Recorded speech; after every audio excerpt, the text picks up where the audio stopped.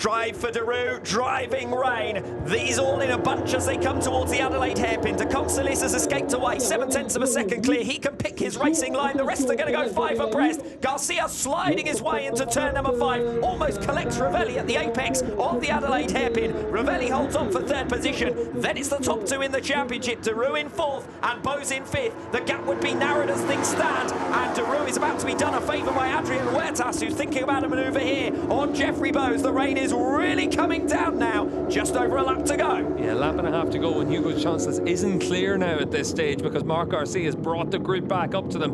And Ravelli's always been there or thereabouts. He's certainly going to be in that podium fight. Jeffrey Bose has been bullied out of it a few times now. So is he going to be able to regroup on the final lap to be able to give himself a chance of taking some points out of Scott Daru as well? But certainly Jeffrey Bose on the number 6. He might be the championship leader, but he's looking like he's the rider that everyone's attacking at this stage. Scott Daru having another go at Filippo Ravelli now for 3rd position. He wants to get as many riders between himself and Jeffrey Bose as possible. Bose has got the inside. De Consolis has seen his advantage swallowed up entirely, and he almost got sideswiped by Marc Garcia there as well. Yeah, we saw Hugo on the 64 taking that late entry in towards turn 13, came back across right in front of Marc Garcia. They came pretty close to contact. Daru runs in too hot into 15. That gives an easy place there to the number 6, Jeffrey Bose. Bahattin Sofoglu unfortunately has retired from race 2. That's important in the context of the battle for bronze, but Unai Radre is all the way down in 15th position and not likely to really capitalise.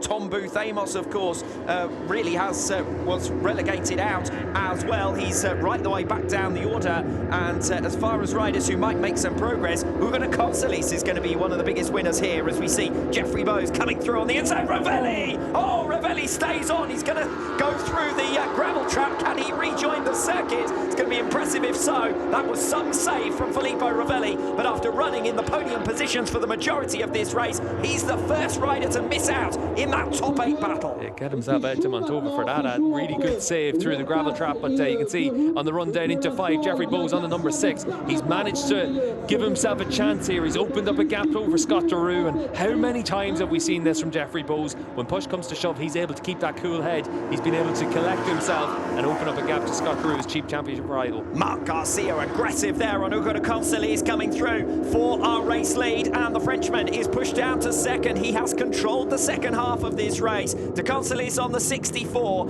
Adrian Huertas here on the tail of Scott Daru, looking faster than the number 95 at this stage. And Bose has gapped Daru, and that's critical in the context of the championship. Almost a full race victory in hand for Jeffrey Bose as we head towards Estoril. Bose isn't done just yet. Cuts through on De Consolis for 2nd place. Into turns 11 and 12. The chicane. Bose comes through on De Consolis, and Daru is still under pressure. Garcia into the final sector leads the way. Yeah, for Garcia, he's ridden an absolutely perfect lap here at the close of this race. But for Jeffrey Bose, once again, able to just keep that cool head, pick off the riders when opportunities present themselves. He's in position here to pick up 20 championship points, and that's going to be absolutely crucial when we get to the final round in Estoril in a couple of weeks' time. Bad news this for Scott Daru. Can he hold on where he is on track at the moment in 4th position? The answer is yes. It's Marc Garcia who controls the final 2 laps of the race to win in Magny-Cours.